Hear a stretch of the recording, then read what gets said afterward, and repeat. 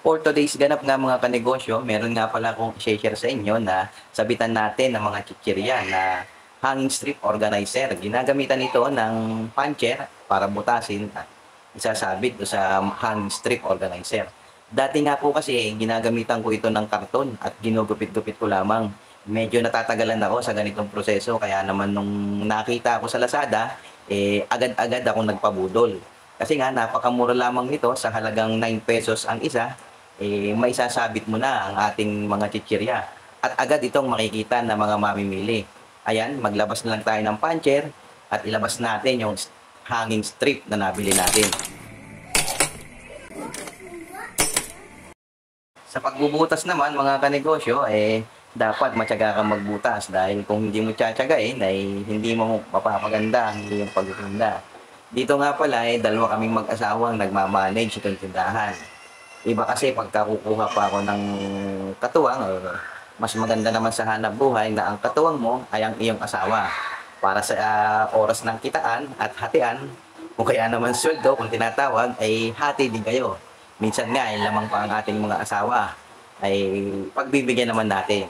Nang sa gayon, pag tayo may hihilingin, pagbigyan din tayo. Mga kanegosyo, pasensya na nga pala kayo kung bakit may naririnig kayo ng mga irit-iritan, yun yung aking mga anak na habang nagbo-voice over ako ay hirap akong sawayin dahil mauutas lang ang aking litid sa pagsisigaw. Kaya pagtyagaan nyo na yung mga nakikinig nyong hiyawang-hiyawan, yun naman normal na sa amin. Kahit naman sino mga bata, talagang ang bata ay maglalaro at maglalaro talaga. Iiyak at iiyak talaga.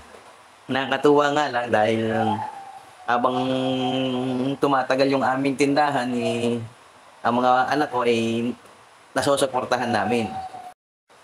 Dahil nga po yun sa suportang binibigay nyo sa mga kapitbahay ko, sa mga kaibigan ko na walang sawang pagsuporta sa amin. Maraming salamat po. Dahil kung wala kayo, hindi kami tatagal dito. Kaya, siya, paano mga kasari? Kung nakakatulong sa inyo ang video na ito, huwag mo namang kalimutang i-like at i-follow ang aking page. At kung nandiyan ka pa, ilagay mo na rin sa comment section kung tagasan ka para naman alam ko kung saan nakarating ang video nito. Yun lamang mga kasari, hanggang sa muli, ingat po kayo palagi. Hanggang sa susunod nating mga vlog, sana naman ay manood kayo ha. At sa mga bago nating manonood at sa mga bago nating followers dyan, pakipindot naman ng follow button. Napakadali naman Sa pindot lang, pag naman mahirap pa.